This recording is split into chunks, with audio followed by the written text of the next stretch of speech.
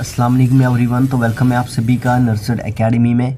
आज का हमारा टॉपिक है duties and responsibilities of a nurse in operation theatre, जो एक बहुत इंपॉर्टेंट और क्रूशल टॉपिक है इस नर्सिंग प्रोफेशन में। ठीक है, तो आज की वीडियो में हम स्टेप बाय स्टेप समझेंगे ऑपरेशन थिएटर नर्स के काम को प्री ऑपरेटिव, इंट्रा ऑपरेटिव और पोस्ट ऑपरेटिव फेजेस के अकॉर्डिंग। तो स्टार्ट करते हैं। सबसे पहला फेज़ होता है, इसको असल में इस तीनों फेजेस को हम एक साथ पेरी ऑपरेटिव नर्सिंग केयर भी बोल सकते हैं, है ना। तो सबसे पहला फेज़ होता है प्री ऑपरेटिव फेज़। ठीक है, प्री ऑपरेटिव फेज़ में सबसे पहला होता है पेशेंट प्रिपरेशन। ठीक है, तो सबसे पहला काम होता है पेशेंट को सर्जरी के लिए प्रिपेयर करना। ठीक है, नर्स को पेशेंट्स मेडिकल हिस्ट्री, उनकी करंट मेडिकेशंस और लेबॉर्ट्री रिपोर्ट्स रिव्यू करनी होती हैं। ठीक है ना, कौन कौन सा मेडिकल हिस्ट्री, ये जो नर्स होती है इसका काम क्या होता है पेशेंट प्रिपरेशन में पेशेंट्स की मेडिकल हिस्ट्री, लेबॉर्ट्री रिपोर्ट्स और करंट मेडिकेशंस जो हैं उनके बारे में जो है रिव्यू करना होता है। ठीक है ना, तो इससे क्या होगा, ये इंश्योर करेगा कि पेशेंट की कंडीशन सर्जरी के लिए सूटेबल है या नहीं, और उन्हें किस तरह के रिस्क्स जो हैं हो सकते हैं सर्जरी से, ये भी उनको जो है बताना है। ये होता है पेशेंट प्रिपरेशन। दूसरा क्या होगा, सर्जिकल साइट को वेरीफाई करना, that is surgical site verification.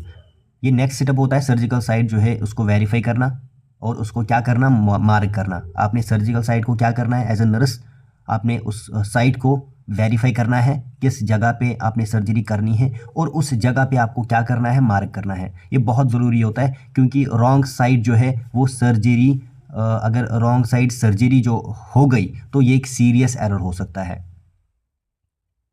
ठीक है, और ये जो नर्स होती है ओटी में, तो ये इंश्योर करते हैं कि सही साइड जो है वो मार्क की गई है एज पर दी सर्जन्स इंस्ट्रक्शंस। इनका काम होता है, जो ओटी में नर्स होती है उसको ये इंश्योर करना होता है कि हमने क्या किया है, सर्जन्स के इंस्ट्रक्शंस के अकॉर्डिंग जो साइट रखनी चाहिए, जो साइट इंस्ट्रक्शंस के हिसाब से देनी चाहिए थी वो रखी है, उसको मार्क किया गया है, इसका काम होता है। देन तीसरा होता है पेशेंट एजुकेशन। ठीक है, इसमें क्या होता है कि पेशेंट और उनके फैमिली मेम्बर्स को सर्जिकल प्रोसीजर्स के बारे में एजुकेट करना एक नर्स की रेस्पॉन्सिबिलिटी होती है, और उन्हें रिस्क्स, जो भी रिस्क्स होते हैं और पोस्ट ऑपरेटिव केयर के बारे में भी एक्सप्लेन करना बहुत इंपॉर्टेंट होता है, ताकि ये जो पेशेंट है और उसकी फैमिली है वो मेंटली प्रिपेयर हो सके इस सर्जरी के लिए, ताकि उनकी एंग्जाइटी कम हो सके। ठीक है, देन उसके बाद फोर्थ होता है इसमें pre operative medications. Obviously pre operative मतलब प्री ऑपरेशन से पहले, सर्जरी से पहले जो है हमने कुछ मेडिकेशंस भी देनी होती हैं। नर्स जो है वो प्री ऑपरेटिव मेडिकेशंस एडमिनिस्टर करते हैं जो सर्जन या एनेस्थीसियोलॉजिस्ट प्रेस्क्राइब करते हैं। ये मेडिकेशंस जो है ये क्या करती है, पेशेंट की एंग्जाइटी रिड्यूस कर सकते हैं, पेशेंट की एंग्जाइटी रिड्यूस करते हैं और सर्जरी के लिए उन्हें प्रिपेयर करते हैं। ठीक है, ताकि पेशेंट को कोई भी कॉम्प्लिकेशंस ना हो, पेशेंट बिल्कुल जो है वो तैयार रहे इस सर्जरी के लिए।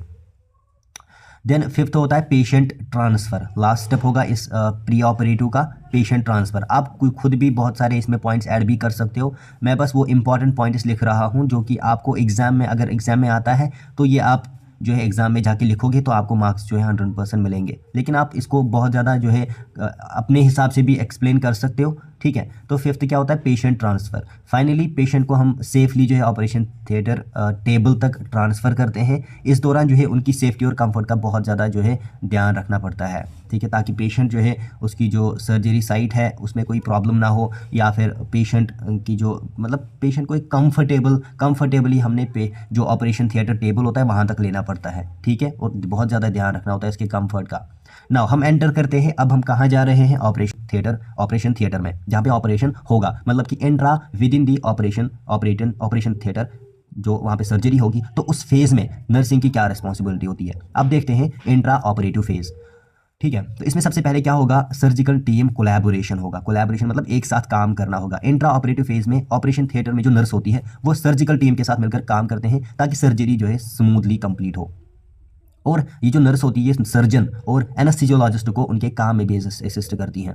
ठीक है ना, देन उसके बाद सेकंड होता है पेशेंट मॉनिटरिंग। क्या होता है, पेशेंट को मॉनिटर करना, ध्यान रखना पेशेंट का हर एक जो है एस्पेक्ट में। सर्जरी के दौरान जो है पेशेंट के वाइटल साइंस, जैसे हमारे पास वाइटल साइंस कौन कौन सा है, हार्ट रेट, ब्लड प्रेशर और ऑक्सीजन सैचुरेशन जो है मॉनिटर करना बहुत ज़रूरी होता है, बहुत इंपॉर्टेंट होता है। नर्स ये इंश्योर करते हैं कि पेशेंट जो है इस प्रोसीजर में through out the procedure stable है और उनकी जो कंफर्टनेस है वो मेंटेन रहे। ये इसका नर्स का रेस्पॉन्सिबल होता है पेशेंट मॉनिटरिंग में। देन तीसरा होता है सर्जिकल साइट मेंटेनेंस। इसमें क्या होगा, नर्स जो है सर्जिकल साइट की एसेप्सिस मेंटेन करती है, मतलब इन्फेक्शन फ्री मेंटेन करती है उसको, ताकि कंटैमिनेशन ना हो। ठीक है, ये एसेप्सिस बहुत इंपॉर्टेंट होता है सर्जिकल सेफ्टी के लिए, है ना, एक क्रिटिकल स्टेप होता है, क्योंकि इससे अगर कंटैमिनेशन हो गई, अगर सेप्सिस हो गया, बहुत कॉम्प्लिकेशंस का सामना करना पड़ता है। इसीलिए नर्सिंग की रिस्पॉन्सिबिलिटी होती है एसेप्सिस, एसेप्टिक टेक्निक को मेंटेन करना, वहाँ पे एसेप्टिक एनवायरनमेंट को मेंटेन करना, ये सारी चीज़ें जो है नर्स को करनी पड़ती है।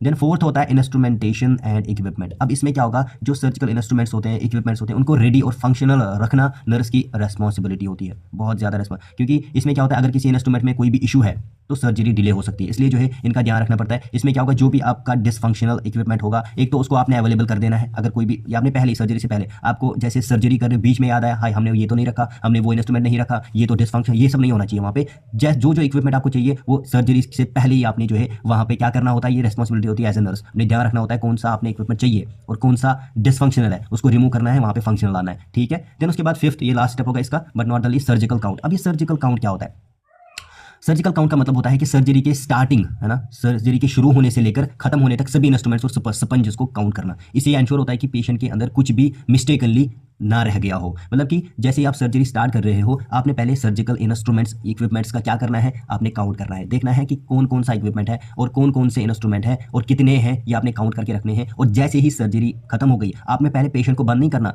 जैसे ही सर्जन कंप्लीट करता है सर्जरी लेकिन स्टिचेस नहीं लगाए हैं अभी तक, तभी आपने क्या करना है, फिर से इसको काउंट करना है, ताकि अगर कोई चीज़ रह गई है तो वो वहाँ से ढूंढी जा सके, निकाली जा सके वापस, ताकि पेशेंट बेचारे को कोई भी कॉम्प्लिकेशंस ना हो। ठीक है, नाउ अब क्या होगा, अब आएगा रिकवरी फेज, अब आएगा तीसरा पोस्ट ऑपरेटिव फेज। अब हमने ऑपरेशन थिएटर से बाहर निकालना है, कहाँ जाना है, PACU में। सर्जरी के बाद सबसे पहला स्टेप क्या होगा, पेशेंट की रिकवरी। ठीक है, तो सर्जरी के बाद पेशेंट को post anaesthesia care unit, PACU के नाम से इसको बोलते हैं हम, है ना, उसमें शिफ्ट किया जाता है। PACU मतलब पोस्ट एनेस्थीसिया केयर यूनिट में पेशेंट को शिफ्ट किया जाता है।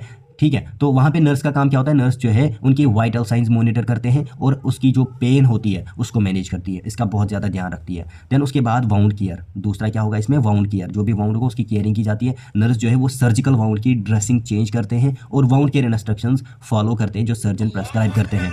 ठीक है, देन तीसरा क्या होता है, पेशेंट एजुकेशन। पेशेंट और उनकी फैमिली को पोस्ट ऑपरेटिव केयर के बारे में एजुकेट करना होता है, जैसे वाउंड की केयरिंग कैसे की जाएगी और पेन कैसे मैनेज की जाएगी, और फॉलो अप अपॉइंटमेंट्स के लिए भी जो है ये भी एक इंपॉर्टेंट स्टेप होता है। फॉलो अप के लिए आपने क्या करना है, कब आना है, कब नहीं आना है, ठीक है ना, फॉलो अप अपॉइंटमेंट्स के लिए आपने जो है इंस्ट्रक्ट करना है पेशेंट को। देन उसके बाद फोर्थ स्टेप होगा डिस्चार्ज प्रिपरेशन। इसमें क्या होगा कि पेशेंट को डिस्चार्ज के लिए प्रिपेयर करना होता है और उन्हें सारी ज़रूरी इंस्ट्रक्शन, सारी इंपॉर्टेंट इंस्ट्रक्शंस और मेडिकेशंस देना नर्स की रिस्पॉन्सिबिलिटी बनती है। ठीक है, then last but not the least documentation. ठीक है, डॉक्यूमेंटेशन में क्या करोगे, फाइनली जो है नर्स एज ए नर्स जो है पेशेंट की सर्जिकल प्रोसीजर और पोस्ट ऑपरेटिव केयर को मेडिकल रिकॉर्ड्स में डॉक्यूमेंट करना होता है। ठीक है, और ये जो डॉक्यूमेंटेशन होती है लीगल और मेडिकल पर्पसेस के लिए भी बहुत ज़्यादा इंपॉर्टेंट होते हैं। सारी चीज़ें जो आपने पेशेंट के साथ करी वो आपने डॉक्यूमेंट करके रख देनी है। ठीक है, अब ये तीनों फेजेस हो गए, लेकिन कुछ एडिशनल रेस्पॉन्सिबिलिटीज़ भी हो सकती हैं नर्सेज की, जैसे क्वालिटी इंप्रूवमेंट। इसमें क्या होगा कि नर्स जो है क्वालिटी इंप्रूवमेंट इनिशिएटिव्स में जो है पार्टिसिपेट करते हैं, जो पेशेंट आउटकम्स और सर्जिकल सेफ्टी इंप्रूव करते हैं। दूसरा staff education, new staff members को OT पॉलिसीज़ मतलब ऑपरेशन थिएटर पॉलिसीज़ और प्रोसीजर्स ट्रेन करना जो है ये भी एक ऑपरेशन थिएटर नर्स की रेस्पॉन्सिबिलिटी होती है। तीसरा सप्लाई मैनेजमेंट, नर्स जो है वो OT ऑपरेशन थिएटर सप्लाईज को मैनेज करते हैं, जैसे एसेंशियल आइटम्स ऑर्डर और जो है स्टॉक करना।